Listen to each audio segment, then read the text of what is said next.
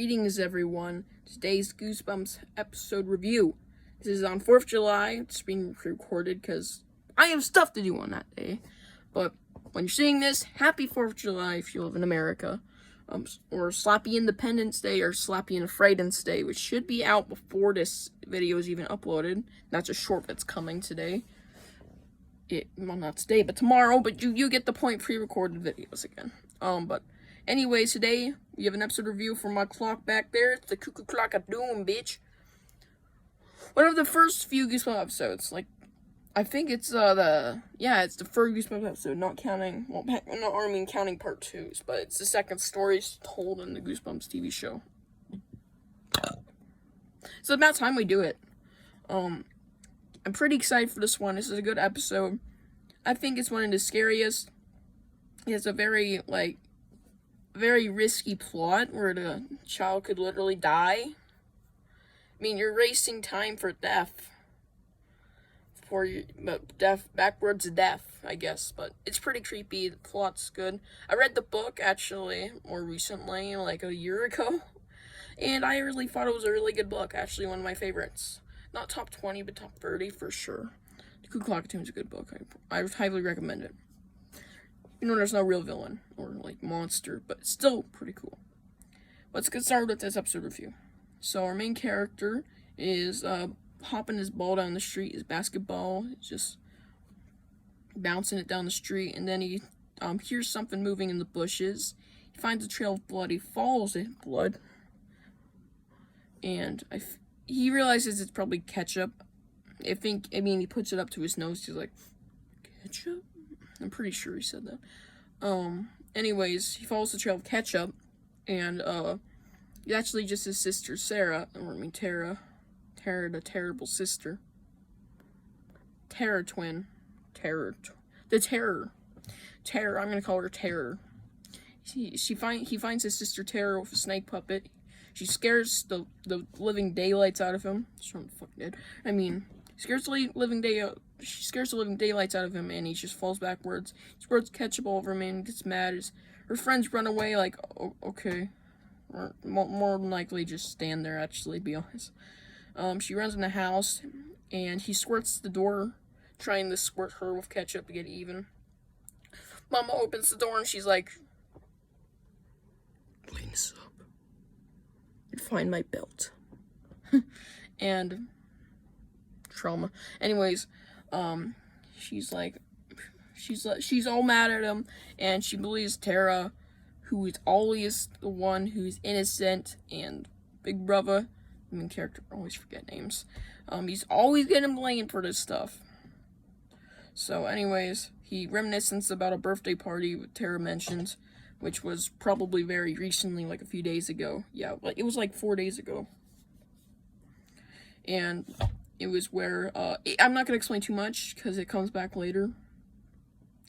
Tara embarrasses him at his birthday party when he finally has to bring in the cake for himself, which is pretty sad. I don't even have to do that.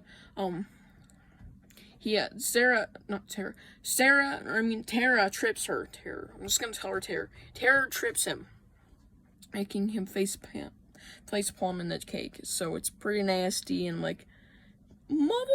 it looked like a really good cake, but you had to ruin it. Didn't do that, it was me. That was God, man. He wasn't even real. I'm an atheist, sorry. Anyways, then his dad comes home and he's like, hey, I got something in the bag, go in the house, man. And, his dad brings in a grandfather clock. That seems awfully familiar. It's not even a grandfather clock, it's a fake one. Still, it's cool. It reminds me of the CUCKOO Clock of Doom, so I got it. It's pretty cool, yeah. Anyways, the book down here. You know what? We're gonna pull up the book, man. Anyways, and he says that the shop owner who owned the clock said, oh yeah, an old man built it with his bare hands. It's apparently there's a spell on it, cast a spell on it. It's not haunted, but it's enchanted. The bird inside of it comes out, and he's like, make out with me. Hi there, my name is Alex. Anyways, so yeah, he tells the kids to keep their hands off the cuckoo clock, and so they do, except for Tara. Tara, later that night, when the main character grabs some water, he sees that Tara has been caught with the cuckoo clock. And he's like, oh yeah, got an idea. Time to get Tara in trouble. So, later that night, he decides to sneak downstairs and turn the cuckoo clock's head backwards. And y'all know how that turns out. Yeah. Sorry, I'm hearing my church bell. Sorry, church bell. I don't go to church. I'm an atheist, like I said. But, sorry, just hearing the church bell. I'm like, why is there music out there? Anyways, what was I saying? Oh, yeah. So, he turns the cuckoo clock's head around, the cuckoo bird. And the next morning, it's his birthday again. Like, my birthday was like 4 days ago, Mom and Dad. And they're like, what are you talking about, honey? It's today. Come on. Tara's like, are you stupid? And now he has to celebrate his 12th birthday all over again. Like, no group. Anyways, he's very, very confused. And so he just has to go with it, and he realizes, well, he doesn't realize it yet, but he just celebrates his birthday again, so he goes with it, but this time he tries to avoid Tara's terrible, mean bullshit that she put up with. He had to put up with originally. But instead, he still gets facepalmed into cake, and then the next morning, he's 6 years old. And he realizes, okay, I have to turn that cuckoo clock's head around, man. I have to turn that cuckoo clock's head around. Well, you had your chance, bud. You didn't have to do that prank, but you know what? It's gone. It's totally gone. Oh, and speaking of which, before he was 6, there was a nightmare sequence where he's being chased by the cuckoo clock. Got to mention that. That's how he realizes maybe it's the cuckoo clock behind this. Anyways, he realizes that he should probably, he should probably turn the cuckoo clock's head around, even though he's 6 now. It's his birthday in the morning. And his parents are like, what are you doing up, man? And I'm like, why am I 6? I'm 12, bitch. Why am I fucking 6? And he looks in the mirror and he just screams. Anyways, he goes out. Oh, nice squishing myself. There's no trading cards in this. Anyways, he goes out. I have to find the cuckoo clock. It's not there. And same with Tara. Tara is gone. Tara, the terrible sister. Tara is totally gone. She doesn't exist. She wasn't even born yet. They think when he mentions Tara's like imaginary friend, like, read it. Anyways, she tries to find the cuckoo clock. It's not in the house. So later that day, or in the morning, when morning arrives, since he waked up at like 3 in the morning, he woke up at 3 in the morning. He decides, okay, I gotta get out of here and find the cuckoo clock. Where would it be? The antique store, which was where he bought the cuckoo clock, his dad. And it's been there for years, like he said, so it should be there still. And of course it is, obviously. We need this plot to go forward. Anyways, sorry. He decides that this terrible clown and his terrible birthday party's enough. He's like, you can have all my presents, just don't tell my parents where I went, okay, guys? They're like, okay, sweet, man. He runs off to downtown and he tries to get into the antique store, but it's closed for vacation. The owner's on a vacation. Like, why, man? Why? Tries to get in there, but then his dad finds him. Obviously, they ratted him out. Like, and his dad's very angry with him. And later that night, after the birthday party is over, the terrible birthday party of no return is over. He's afraid to go to sleep, so his dad's just reading him Clifford stories. Clifford the Big Red Dog. Why? I don't know, but sure. His dad's just reading him Clifford stories. And he's just afraid to go to sleep. He doesn't want to go to sleep. But eventually, he does go to sleep. And the next day, he is 1. He's not, I don't know if he's even 1 year old. Tara is still gone, but now he's a baby. He's a literal baby. So, after a little bit of convincing, and I'm like, oh, baby shit, they decide, hey, let's go to the antique store. When I think of antique store, I'm thinking of my local antique store where I buy all my Goosebumps books. I promise you, 10% of my Goosebumps books come from there. Yeah, 10% of them.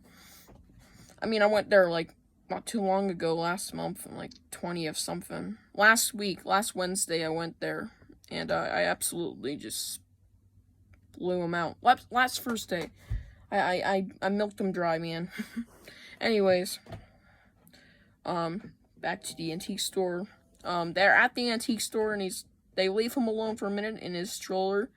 So he gets out, climbs up on some boxes, and he gets to the cuckoo clock, which is still there. And here we go. He turns the head around before the parents can go like, oh my god, baby, no! Right when they grab him. He turns the head around, and he's back to normal. And he just comes flying out the cuckoo clock back into reality, and his parents are like, what the hell was it about? Don't touch my cuckoo clock! Don't touch my cuckoo clock! Don't touch my cuckoo clock! Sorry. And they're all mad at him, but he's really happy to see him, and he's 12 again. The problem is, Tara's still gone. That's the end. And he's reminiscing like, oh my god, what am I gonna do? Tara's gone. Tara's gone. Ooh. Yeah. So they think he's crazy when they mention Tara, so he's like, ooh. I'll go back in time and save her, Eventually, man. Eventually. Anyways, that's the end of the Cuckoo Clock of Doom. Let's start off with some special facts, some practical facts. There were quite a few of each. There was an even amount, pretty much. I'm going to say 9.5 out of 10 for that. Acting was an 8.5 out of 10. And overall, I give this episode a 9 out of 10. It's a good episode. I do recommend this one. It would be my top, 15s. It would be, number 15 if I do a list of, oh my god, all times. Which I'm doing soon. The end of Goosebumps. That's the final thing we're doing at Goosebumps.